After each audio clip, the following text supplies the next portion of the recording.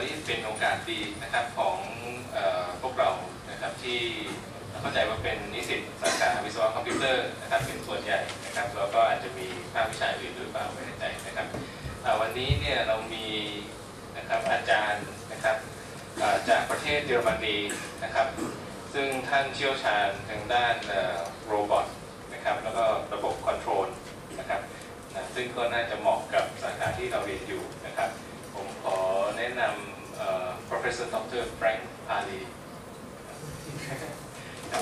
จาก Otto-von-Guericke-Universität Magdeburg นะครับMagdeburg เป็นเมืองอยู่ที่ประเทศเยอรมนีเป็นเมืองที่ทันสมัยนะครับผมไปมาแล้วนะครับก็อาจารย์จะบรรยายที่ก็คงแนะนำระบบการศึกษาในเยอรมันด้วยนะครับก่อนเริ่มต้นแล้วก็บรรยายเกี่ยวกับงานวิจัยของอาจารย์นะครับแล้วก็คงเป็นเรื่องเกี่ยวกับโรบอทนะครับวันนี้เนี่ยเรามีโอกาสที่ดีแล้วนะครับอยากให้เราตั้งใจฟังแล้วก็อย่านั่งเงียบนะครับคือถ้าสงสัยอะไรเนี่ยถามได้นะครับเราอย่ากลัวการใช้ภาษาอังกฤษคือถ้าใครพูดได้ก็พูดเลยหรือถ้าใครพูดภาษาอังกฤษไม่คล่องอาจจะถามเป็นภาษาไทยก็ยังดีนะครับเราจะมีอาจารย์ของพวกเรานะอาจารย์พิเชษอาจารย์นังสรรค์อาจารย์นุมัติอาจารย์เสกสรรจะดีนะครับอยู่ในห้องนี้ด้วยนะครับอาจารย์จะช่วยแปลให้นะครับโอเคครับก็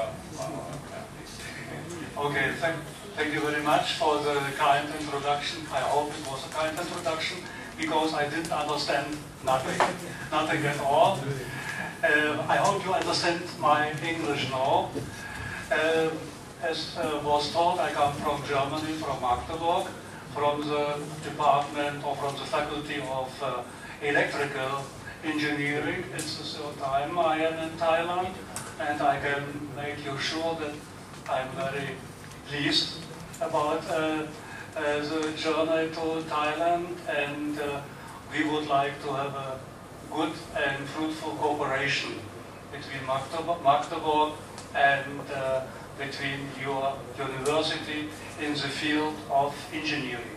Engineering means mechanical engineering, means computer engineering, and means, of course, electrical engineering.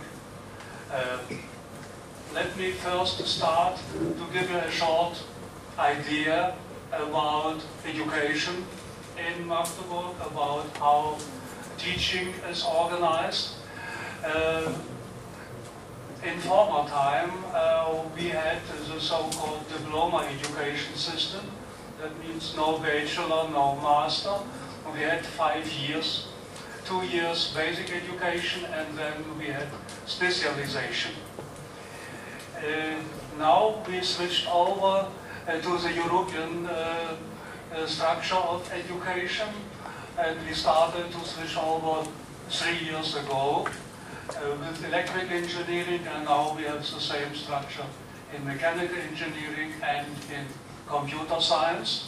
That means we have the bachelor education, the bachelor program. Bachelor took 3 years, 3.5 years, or 2.5 years, and you can see it's not so, it's quite different from one university to another one, even from one faculty to the another one. The mechanical engineering has a program of 7 semesters, that means 3.5 years for bachelor, and then 3 semesters. Yes, 3 semesters for the master degree. That means bachelor and master must be 5 years, 10 semesters. The usual program or the usual final result is the master we have. So bachelor degree we have students that have only the bachelor degree are very, very few. Most students are continuing in the master program to have really a final education, to have really a good specialization. There may be a difference between Thailand and between Germany because usually the specialties in Germany are not so broad, are more broad and not so specialized. So we have a general education in the master as well. And in the framework of the general education, you have a lot of topics you can choose. Usually we offer twice or 3 times more. Then you have to take courses, and you can choose from these courses, and you can decide about your specialization yourself. We have no problems with finding work, with finding a working place after the studies, because now engineers are in high demand in Germany. We have a very big shortage in engineers. So candidates or applicants we have from Germany, we do not make a selection. So every pupil, we have a 12 years education program in the schools, and nearly every applicant will be taken. There's no competition. Of course, I must have some basic education in mathematics and physics, chemists and so on. But there's no competition in engineering science because there's a big laggage. Now the most demanded specialties between engineering sciences are mechanical engineering, information technology, and electrical engineering. So, in Germany we have a lot of universities. I do not know how many, but 20, 30 universities. In our state, I come from the state of Sachsen-Anhalt or Magdeburg. If you have a very rough idea about Germany, here's Berlin, here's Hanover, and in between we have Magdeburg. It's the former eastern part of Germany, that means the former GDR. And so in this state we have 2 universities, one technical, with a technical focus on technical disciplines, and one with a focus on human disciplines. Magdeburg is a technical one. So, another difference is the PhD program. We do not have, let's put it, a curriculum for PhD programs, because PhD is focused on research. Every professor has to have projects, research projects he has to apply for, and in the framework of these projects, the student may choose some focus, a project or a topic for the PhD program. And usually it takes 4-5 years to finish this PhD program. The topics are more application than fundamental research, because we have to find money, we have to earn money in order to pay the staff. The staff from budget, the budget staff is very, very small. A professor has 2 or 3 engineers from the staff. They are mainly meant for education, for teaching, and for research. These are the PhD students, or the PhD staff, and technical staff. And this staff must be paid from projects. So to keep the staff, we have to do every time applications to finance them. In another way, we have to give them the SEC, we have to license them. So that is the system, and there are different fundings for that. We have governmental fundings. Usually they are for fundamental research. We have mixed fundings from industry and from ministries, and we have fundings from the state. So you have to look what is the focus of the fundings, and under this roof, under this focus, you have to make your applications. So every time we have to change a little bit the focus. For instance, I started with a focus on intelligent technologies, because in this time fuzzy logic and neural networks were in the focus. and I had a project in intelligent control of robotics. So we developed the walking robots. I started the presentation here. I will come back to this more in detail. And then I had a project in control of cranes, rotary cranes. They are very complicated for the calculation of motion, and there you can utilize fuzzy logic in order to control the load. Then I'm focused more on energy, because you know, after Japan, energy. Every second word is energy now. So I have a project in developing of generators for elaboration of energy from water. You have a river. The river has a certain velocity of flow. It is between 1, 2, 3 meters per second. So it's very slow, but electrical machines are meant for high speeds. You need high speed and you have low forces. But here we have the other way around. We have very high forces and very slow speeds. So you need special converters for the energy. Of course, you might put a mechanical transmission gearbox in order to have a higher speed, but it's more costly and it's not so. Now I have not the English word. You have problems to repair. It's not so safe as a version without gearbox. So we are now developing a new generator system for this from the part of electrical engineering. And I return to the crane control, but now under the focus to have a motion with a minimum of energy losses. So that means an optimum of energy to bring the load from the point A to the point B with a minimum of losses. That means if you have less losses, you can choose the motor with a lower power, and so you have less power consumption and you have less costs. So every 2-3 years we have to change the focus. So now let's come back to the robots.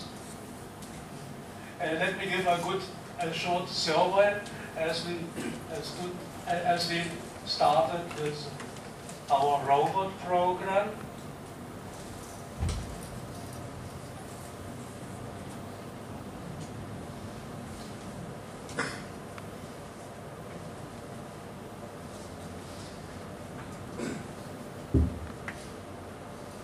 Now I have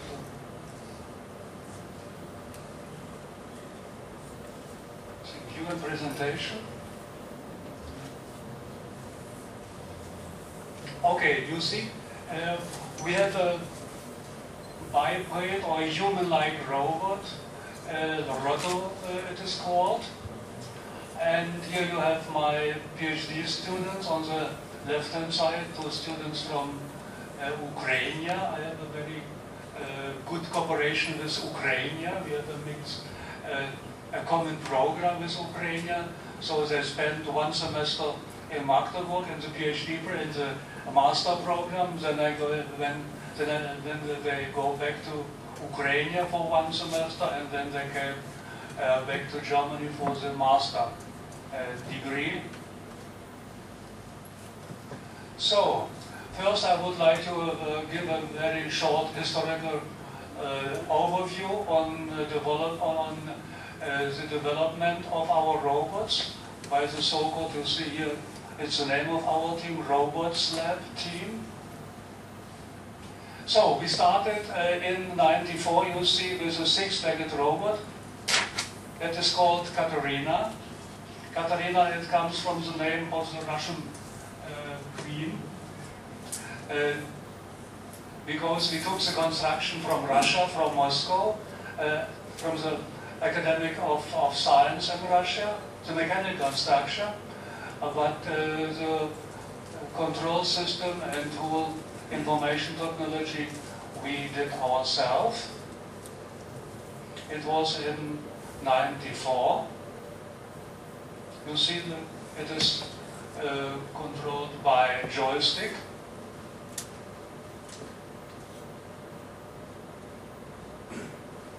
So then the next generation was Slayer 1 in '03. You see it a very light construction, and Slayer 1 didn't work because you see the mechanical transmission was in plastic and we had mechanical problems. So we switched over to Slayer 2 in '05, and then the same construction was improved in '07 Anton. It was a presentation we had in the fair of Hanover in '07.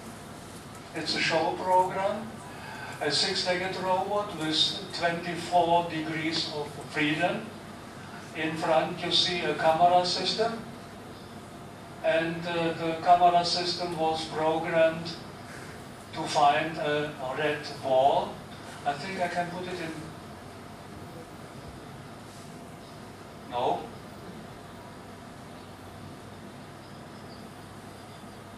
So now we show some special motion.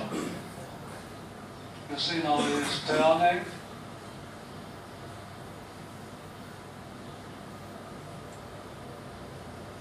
I think after you will see a Chinese with a with red clothes, and the robot was programmed to recognize red objects, and he did not recognize a ball but the Chinese man.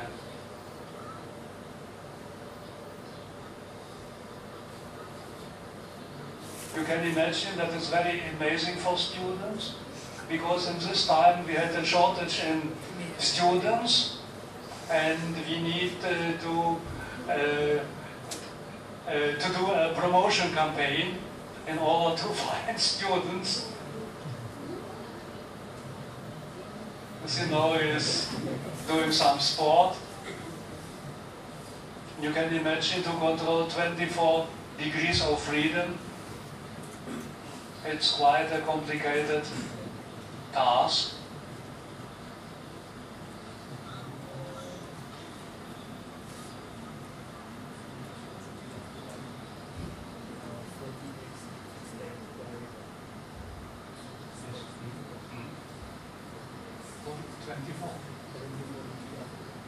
And 24 axes, joints, 24 joints.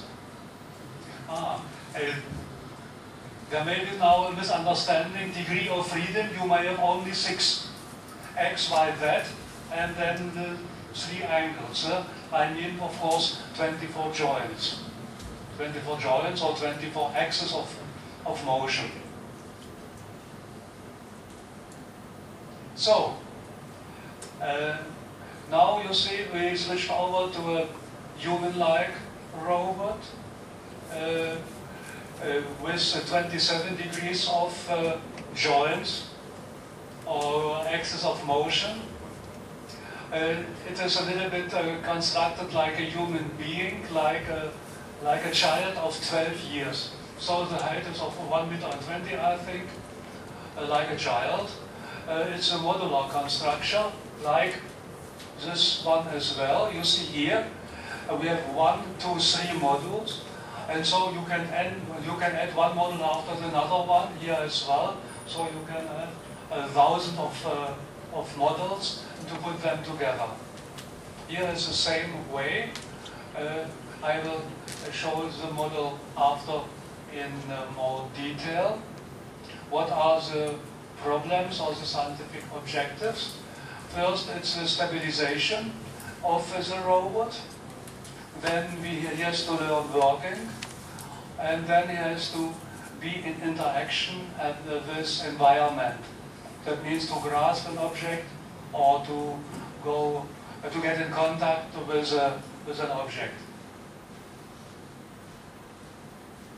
So it's the state of 2 years ago, or 1 year ago. Now we have added the arms and the head. Now he is complete. As you see the current state of work, that means 1 year ago, 12 degrees of freedom, and the modular structure, you see it here, and the same task. And here you see the technical realization. As you see the feet, the foot, and then the axis of motion. And I will give it more in detail here.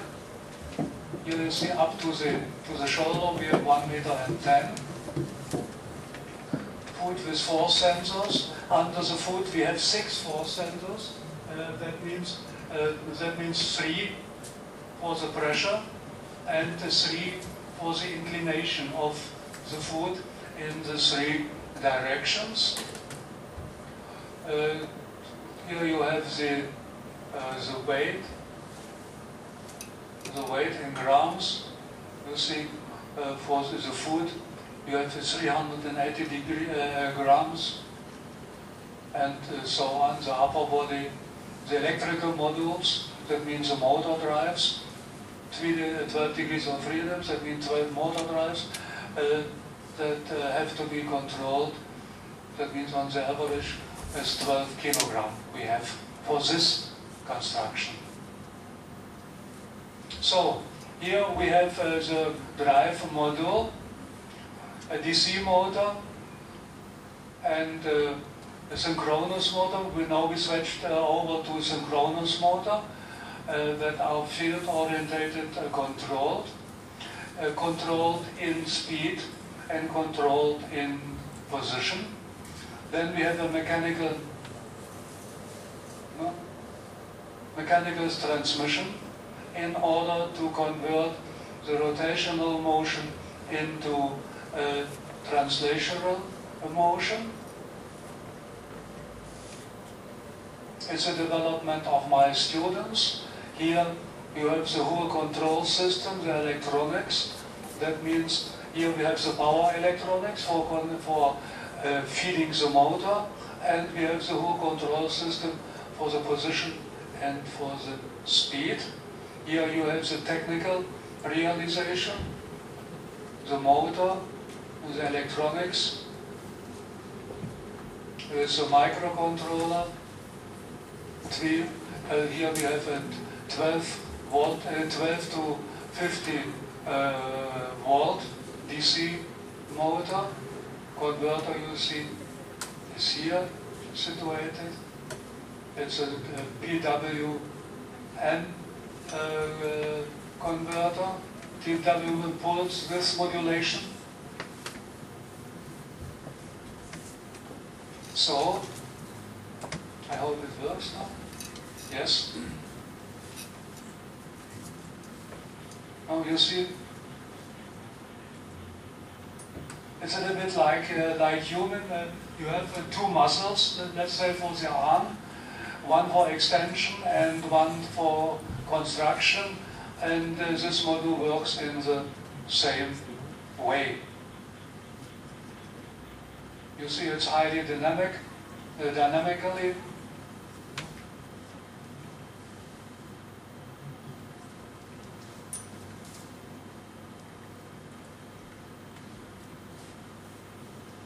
Okay, here you have the force sensors under the foot.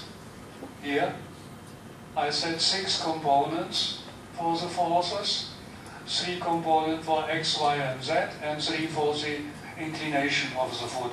And when you make attention how you walk, and you will feel that you have the same information, you need the same information for walking under your feet, under your foot.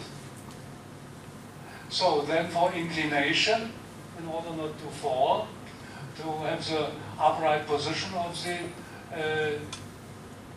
the body, we have an inertial sensor in 3 axes. No. There's the mouse.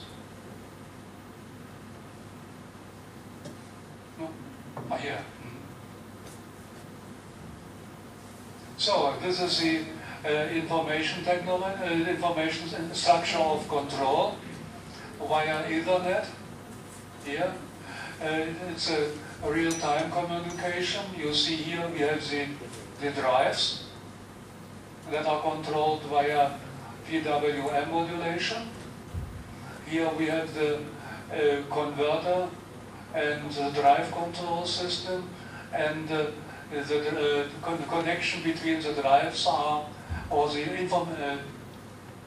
connection, yes, the communication between the drives, you see, is realized in this way. They can have a connection, can have a communication each with other, and with a central computer for motion control.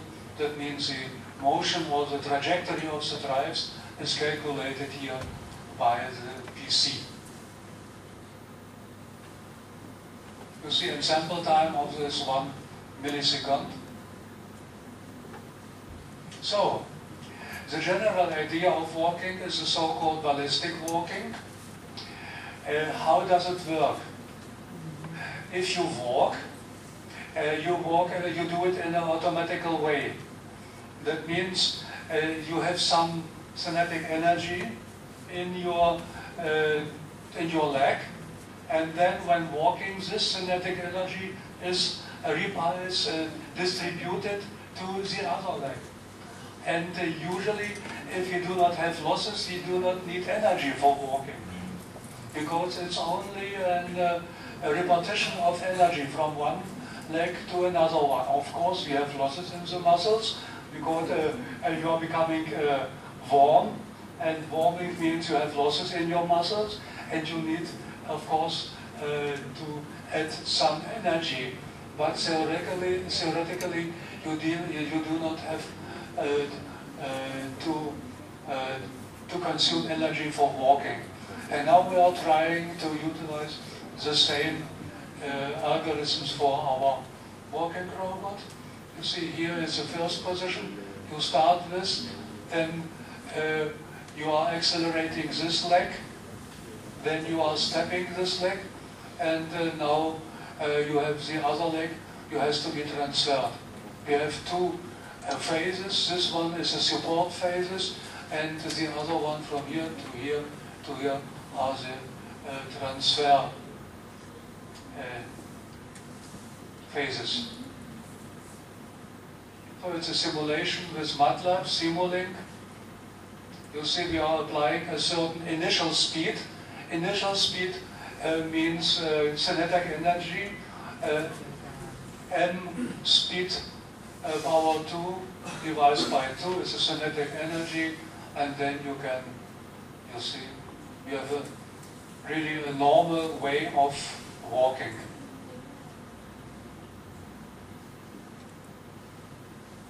I have to stop.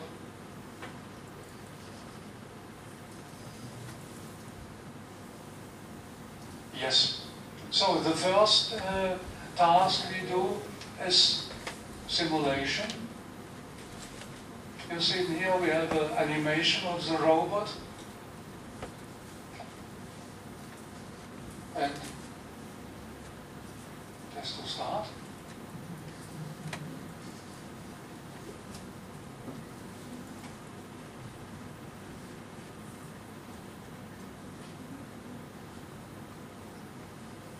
Something is loading.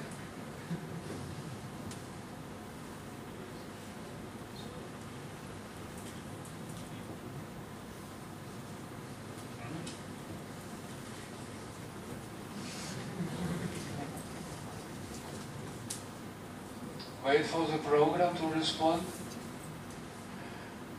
I think we do not have enough time for waiting.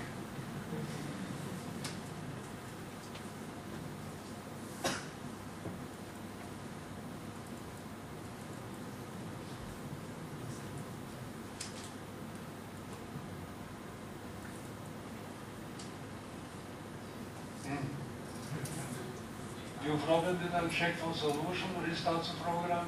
Restart the program, huh?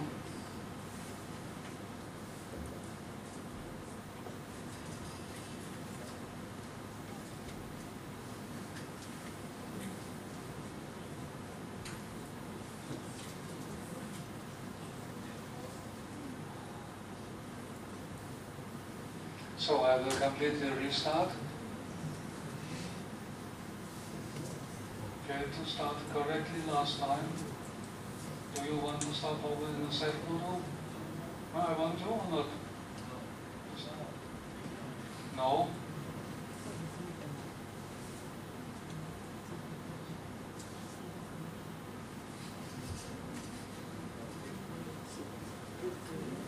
Read the slideshow?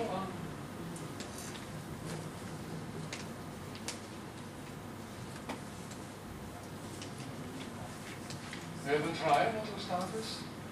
Ah, okay.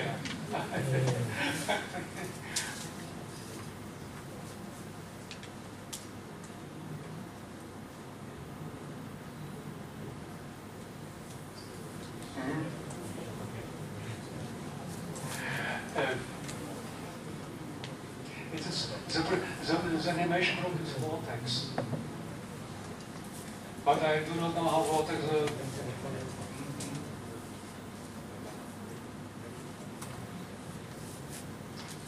okay.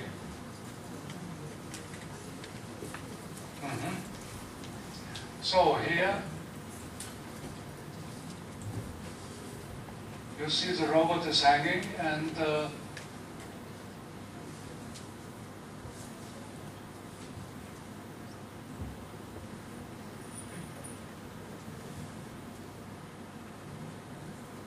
problem is we have mechanical oscillations. You know, it's not very stable because there is a mechanical transmission in between, and we have to damp these oscillations. And you see now it's worked.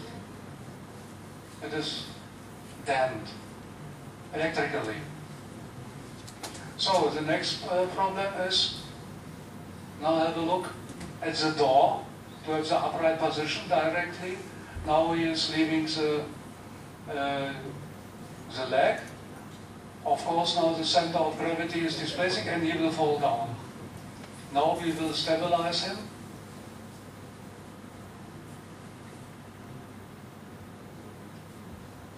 And pay attention to the body in the way the leg is moved, the body is inclining.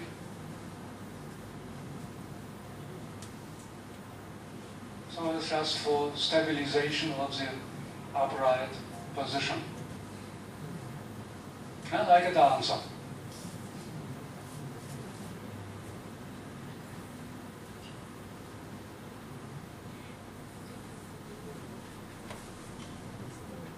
So it is a ballistic walking. You see he works in a very... Now it's without ballistic walking, so it's without human-like algorithm. You see he is walking like an old man.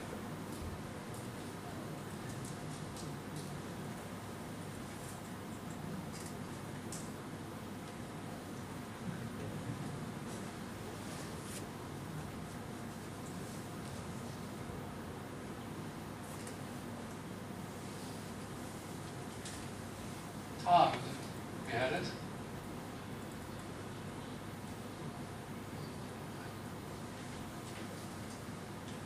So, one of the problems you have seen it were the mechanical oscillations. Now, to avoid these oscillations, we constructed a special construction. We made a special construction. Usually our muscles, the biological muscles, are highly damped. So this is not a spring, but from the behavior it's a very well damped spring. So we have some compliance. And now we have to model this compliance. To this aim, we put a spring here, here we have a mechanical spring, and the spring is situated between the drive here and the transmission there. It's a relatively weak springs, and now we can, using the feedback of the current and the speed and the position of the motor, we can control the parameters of the spring.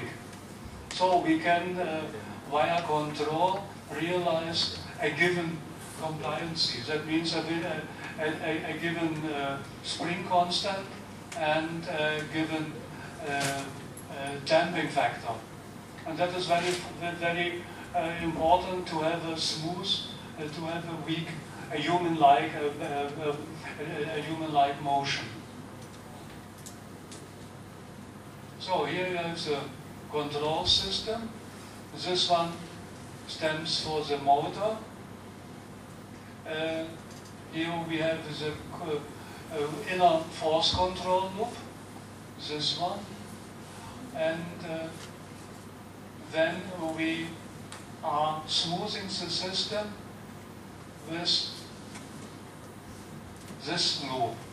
And now you see for the comportment, we are applying a certain step function here, but the answer is in a very smooth way, and we can form this smooth behavior in a given manner.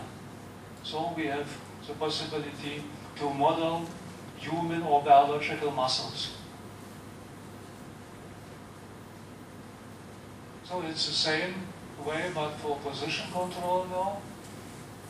It's a so-called impedance control. You see the vectors, the one defines the damper of the system, and this one is the elasticity, or in general the impedance of the system. And we can introduce a limitation of force. If you are grasping an egg, you have to limit your force in order not to destroy it. The egg, not to.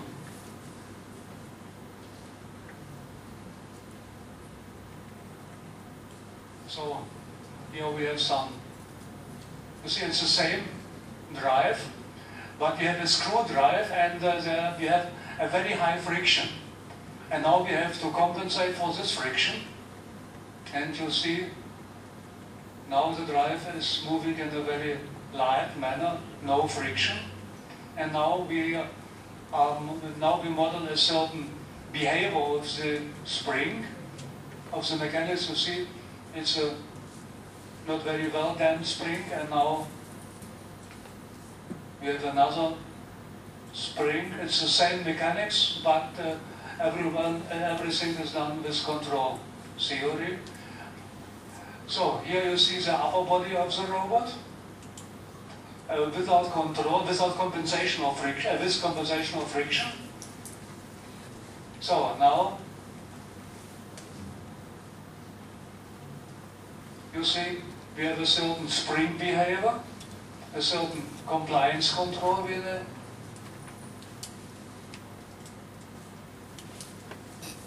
So and now when going in, now there's a very stiff behavior now.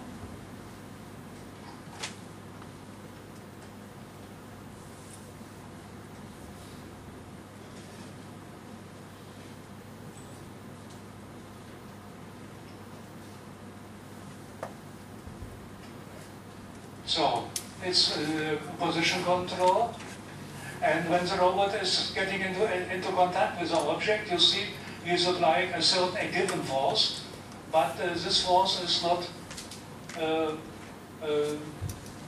exceeded. So we can get into contact with an object in a given way, with a maximal force, and that is very important for security when working with robots. You see, it's the same now. He's applying a given force.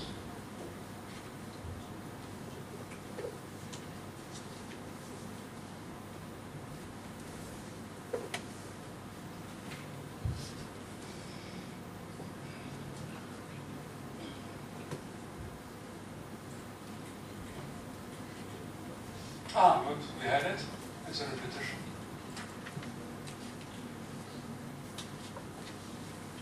What is that?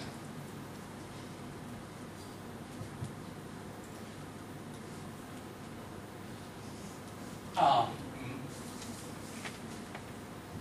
And now it's a model of a leg, of one leg, or of the body, and we have to stabilize the body.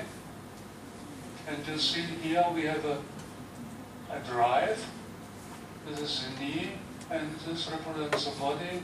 And when applying a certain force, the leg will, or the body will remain upright. So now we have a very weak surface here. You see, it's a kind of caoutchouc. It's the same.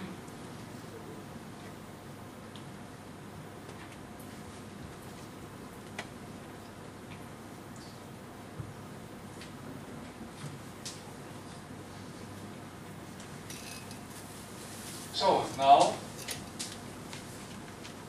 you see we are moving the surface, but the robot or the leg is stabilized via control.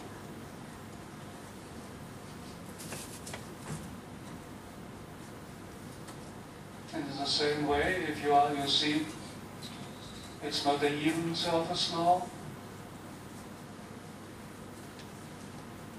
You can apply a certain force, and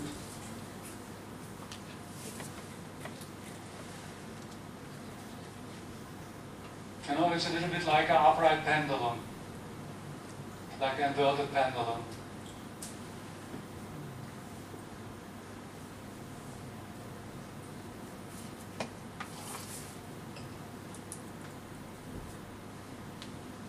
Okay, here you can inform yourself. We have the website, Robots Lab. Ah, here you see. Yes, you can put it down and you inform yourself about our newest results. So, what do you think?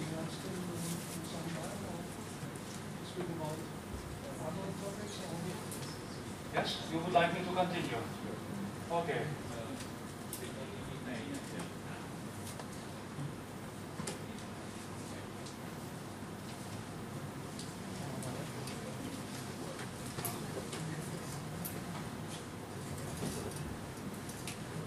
So, but now in a shorter way, I will give you some ideas about 3 other topics.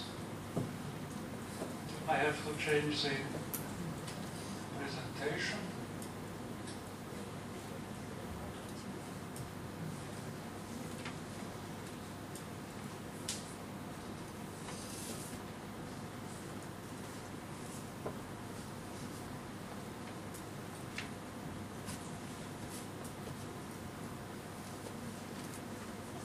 So let's have a look at Moscow. Robot, magnetic bearing. You know, I told you at the beginning that we have to switch over from one topic to another one. Here, slideshow.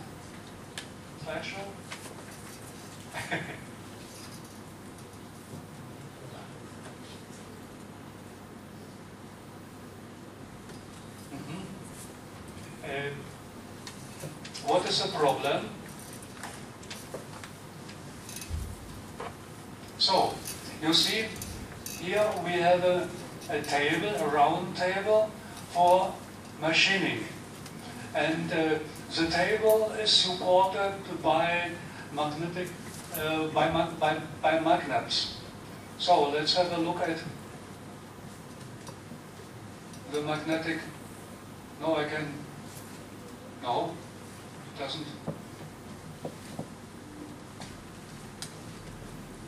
I would like to start the, okay. You see, when opening here is a table. Inside we have this one.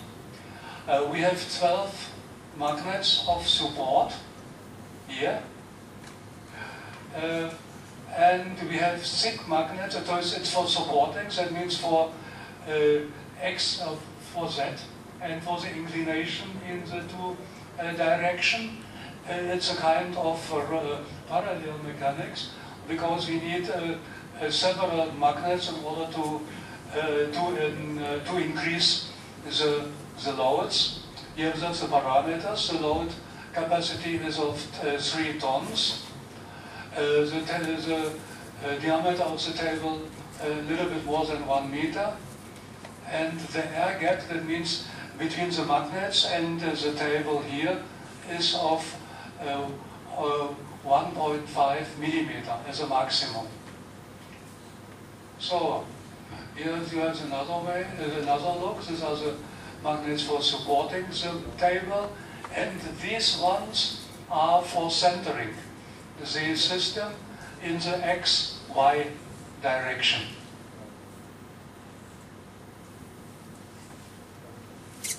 So at the beginning we built a laboratory model. So this is a real table we had in a company, and this is a laboratory stand. As you see here, we have 3 pairs of levitation magnets, 1, 2, 3. Then we have position sensors, 5 here. The load capacity is of 10 kilograms, and the air gap, that means the air gap means between the magnet here and the disk here is of 0 to 1.8 millimeters. So here we have 5 degrees of freedoms. The first problem is that the system is non-linear. We are controlling the current of the magnets, electrical magnets, and the behavior of the current, or the function of the current, and the force here is non-linear. And usually we have, when speaking about a homogeneous magnetic field, we have the current is defining the force with power 2, and then we have the influence of the air gap here. Delta is the air gap between the table here and between the magnet system. So, I do not go more in details about the control structure.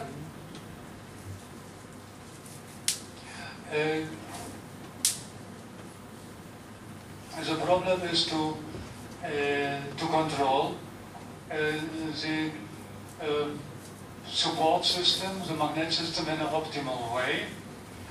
Here we have a control criteria where we minimize the error. That means error means the given or the set point of the position of the table and the real position of the table. And to a certain extent, let's say set to 60% and to 40%, we have to minimize the control action or the control signal. That means the voltage or the current we have to apply. It's a compromise between accuracy and between the maximum of power. So we want to minimize the power as the current as well. Oh, here you see the control, the step reaction. We have some oscillations here, oscillations that are due to mechanical oscillations, and we can minimize the oscillations using a certain filter, a Kalman filter. You see without filter and with filtering the signal. Here the same positioning, and then we apply a disturbance oscillation. And you'll see here the disturbance oscillation without filtering, and then here